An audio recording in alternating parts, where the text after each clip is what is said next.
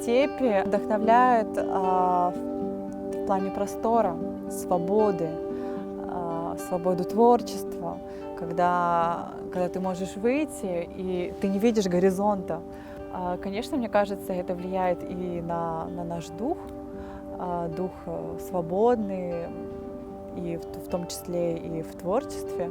Я тебе отправила аудио песни на казахском языке, как я ее изначально пела. Вот. И ты мне отправила первый вариант перевода. Давай попробуем. Во-первых, расскажи, как ты начинал переводить. Вот. Я так поняла, что ты все-таки переводишь не построчно и не дословно. То есть, по сути говоря, моя работа была это сократить, скажем так, вот там сколько там, по-моему, 6 или 7 куплетов стихотворений. Их нужно было сократить до 2 куплетов, но при этом оставив общий смысл того послания, того сообщения, которое хотел отправить автор. Да, мне, кстати, уже понравилась первая строчка, она уже так вдохновляюще звучит. Je t'attends au clair de lune. Я тебя жду при свете луны, да. Давай, может быть, я тогда попробую напеть и посмотрим, как будет звучать. Если ты будешь что-то отмечать, ты мне сразу говори тогда.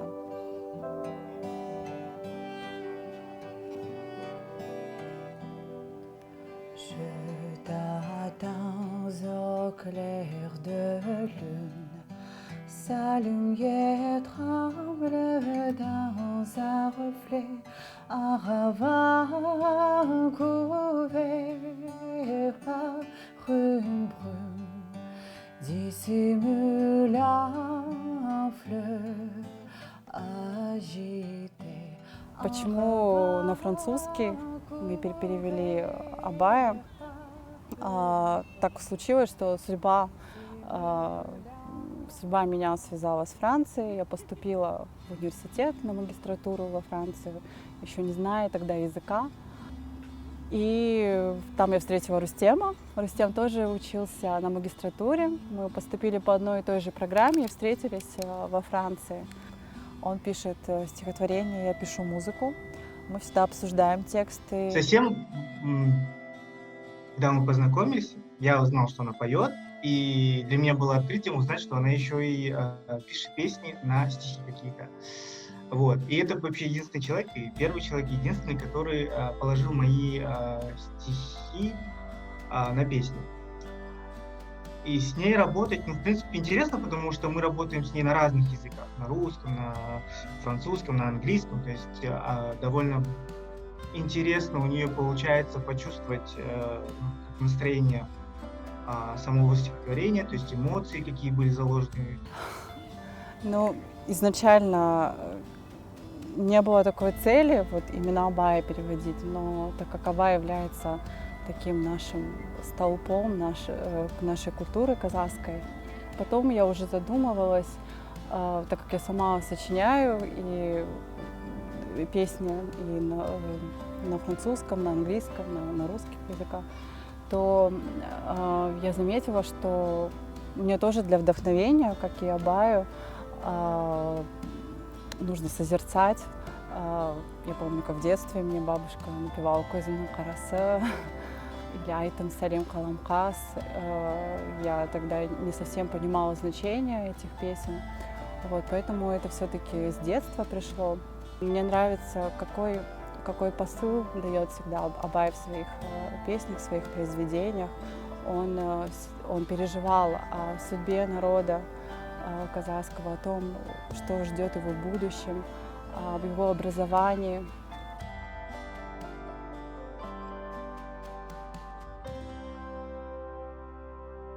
Набережная, так как я сама с правого берега, то есть в детство провела на правом берегу, набережная у меня ассоциируется со школьными временами, со студенчеством. Тут буквально, если так как оглядываться, вот есть дворец школьников, куда я ходила на кружок гитары, но относительно недавно существует место Арбат, по аналогии с московским Арбатом или алматинским.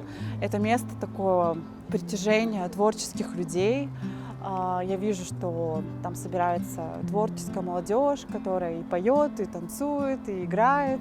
Я люблю и своих иностранных гостей сюда приводить, потому что здесь чувствуется жизнь, здесь чувствуется дух такой столичной жизни.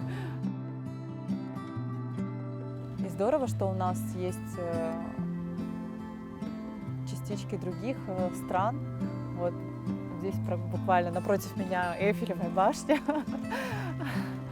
И она дает эти все такие маленькие нюансы, дает ощущение того, что мы являемся частью мира, частью чего-то глобального. Она училась во Франции. Это блестящий представитель того поколения молодых казахов, которые учились у нас во Франции. Мало есть, 600. Она затем выиграла конкурс в 2016 году франкофонной песни, конкурс, который мы организуем каждый год. В 2019 году мы поддерживали ее альбом «Французский по-казахски». То есть это очень интересный, скажем так, подход, культурный подход между Францией и Казахстаном, который мы поддерживаем в лице Асема. Мы уже запустили программу «Абайверн», программу стипендий. 200 студентов из Казахстана приехали к нам во Франции в 2018 году. В 2019 году примерно 300 кандидатов были. Самую наибольшую популярность получила песня «Козина Карасе» на французском. Она прям, можно сказать, облетела весь мир. Мы получали отзывы просто со всех уголков мира. Мы ее пели и там, чуть ли не на фоне Эйфелевой башни. Она действительно такой принесла резонанс. Во-первых, им было приятно понять, о чем казахские песни, потому что казахские народные песни, они прежде всего отображают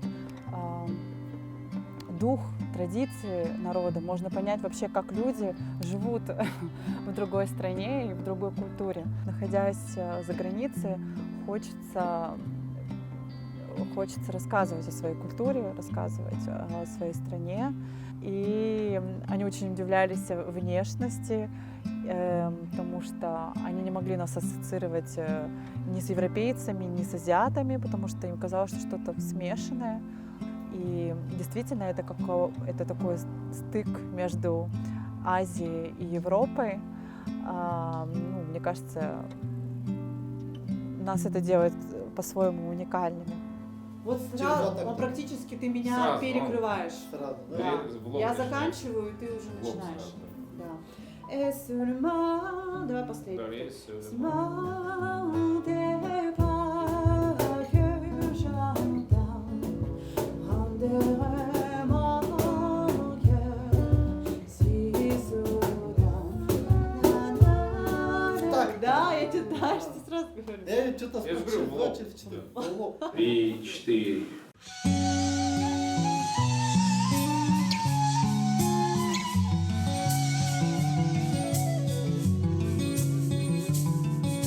Je t'attends au clair de lune, sa lumière tremble dans un reflet, un ravin couvert par un bruit, dissimule un fleuve agité, un ravin couvert par un bruit, dissimule un fleuve agité.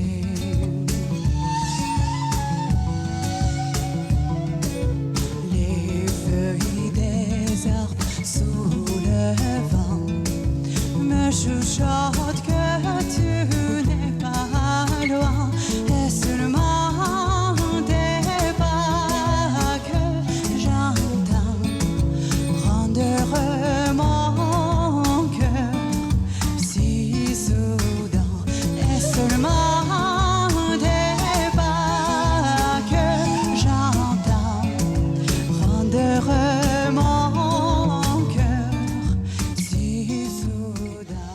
Исполняя его песни, мы, конечно, понимаем то, что прикасаемся к чему-то большему, чем просто песня. Это искусство, это наследие, это целая культура.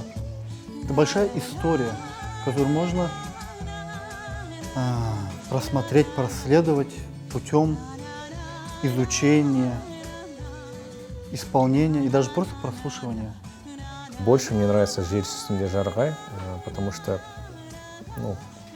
там удачно получилась вот аранжировка именно гитарной партии и вообще в целом всей композиции. Je t'attends au clair de lune, sa lumière tremble dans un reflet. Un ravin